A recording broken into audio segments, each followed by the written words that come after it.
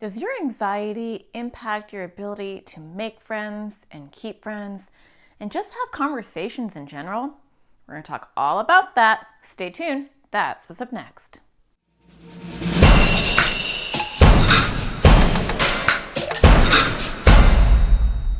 Hi, my name is Natasha Daniels. I'm a child therapist and make videos for kids with anxiety or OCD.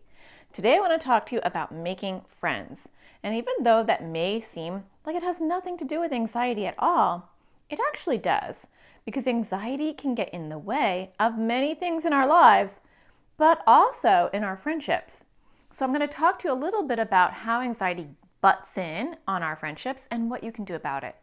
So for starters, a lot of us have a little bit of social anxiety, or that might be your main theme. I know that was my main theme my entire life. And it makes you paranoid. It makes you think that people don't want to be your friends. It makes you more observant because when you have anxiety, one of your superpowers is that you're very observant, which means that you're very aware of what's happening around you. Now, not everybody is super aware of what's happening around them. This is actually a really awesome thing. It helps me be a good therapist because I can notice when someone's sad or when someone's upset. But it also makes us extra sensitive because we're getting more information than the average person about what's going on in the environment. So if somebody looks like they're not interested in what you're saying, you're going to pick up on that a lot quicker than the person next to you who doesn't have anxiety.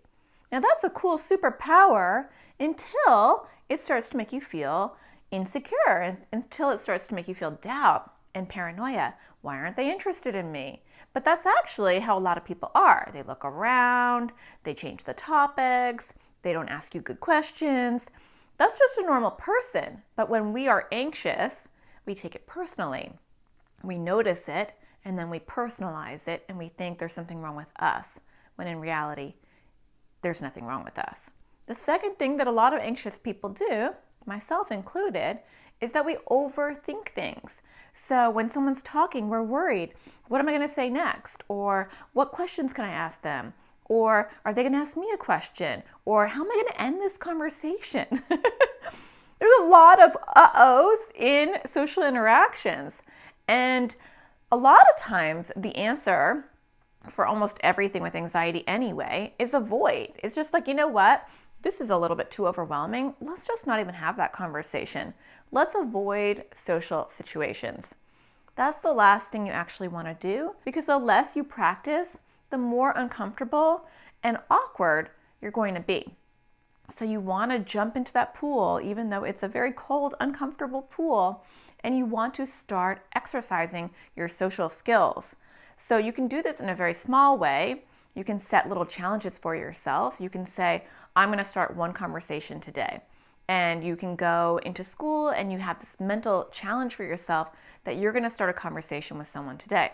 Now, maybe that's easy for you. So then you have to take it up a notch. And maybe you're going to start the conversation at lunch. Or maybe you're going to do something, you're going to start a conversation with someone you would not normally talk to. Maybe you'll just ask them for a pencil or, ask them what the homework assignment was.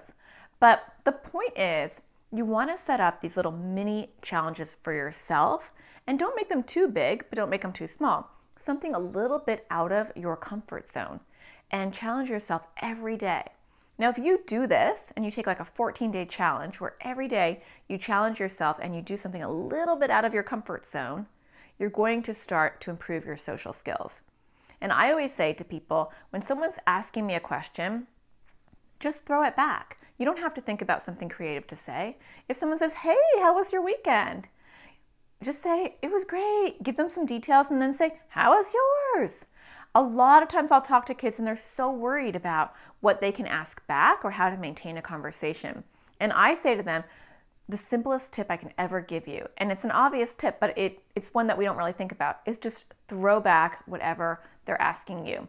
And people love to talk about themselves. So when you throw it back and you say, how was your weekend? Or how did you think the test went? Or did you like that movie? Throw it back to them. People like talking, except us. I like talking, I just don't like talking to strangers. But they will like to pick that up. They'll like to pick up the conversation. They'll think they had a really good conversation with you. So 2 points. Set up challenges for yourself, small challenges, and make them bigger as you go. And 2, if you're nervous about maintaining a conversation, just throw it back at them. And 3, I didn't know I was going to do a third one, but don't overanalyze things. Don't personalize things. I know this was so hard for me. It took me a really long time to let things go and not personalize everything. People aren't going to always be interested in what you're saying. That doesn't mean they don't like you. They might look away, but it doesn't mean they don't want to talk to you. They may not ask you questions, but that might just be because they're a little bit self-absorbed in the moment. It's not always because of you. So I hope these tips help a little bit. I hope you're going to take a 14-day challenge and let me know how it goes. All right, well, I hope you find the sparkle in everything you do, and I'll talk to you again next Thursday. Take care.